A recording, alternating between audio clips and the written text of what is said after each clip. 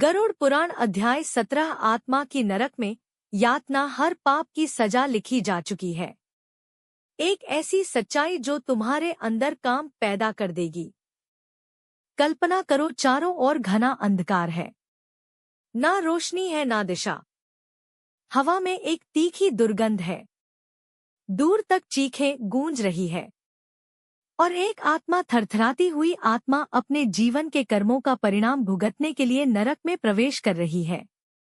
गरुड़ पुराण के 17वें अध्याय में भगवान विष्णु उस रहस्य को उजागर करते हैं जहां हर पाप का स्थान निश्चित है और हर अपराध की एक दया यातना है। यह कोई काल्पनिक स्थान नहीं, यह नरक का वह भयानक सच है जहां आत्मा को केवल इसलिए भेजा जाता है क्योंकि उसने जीवन में सत्य को ठुकराया, धर्म को दबाया और पापों में लिप्त रहा।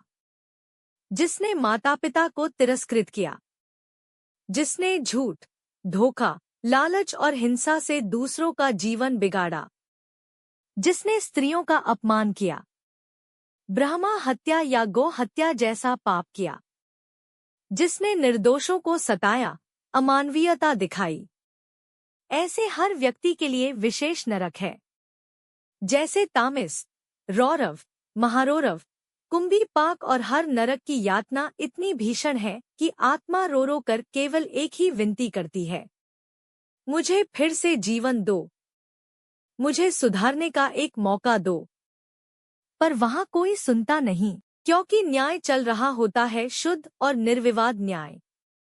आत्मा को उबलते तेल में डुबोया जाता है, कांटों से भरे रास्ते पर नंगे पैर चलाया जाता है, गर्म लोहे के पिंजरों में कैद किया जाता है, उसे कुत्तों और कौवों से नोचवाया जाता है। और यह सब होता है हर उस कर्म के बदले जिसे उसने पृथ्वी पर छोटा समझकर किया था। यह अध्याय केवल डराने के लिए नहीं है, यह अध्याय चेतावनी है कि इंसान को अपने कर्मों का ध्यान रखना चाहिए, क्योंकि आज जो तुम मजाक समझ रहे हो, कल वही तुम्हें रुलाएगा। आज जो तुम चोरी चोरी कर रहे हो, कल वही यमतों के सामने उजागर होगा। गरुड़ पुराण बताता है कि जो नरक में जाता है वो कई वर्षों तक उन सजाओं को भोगता है और फिर उसे दोबारा जन्म मिलता है, लेकिन वह जन्म भी कष्टों से भरा होता है।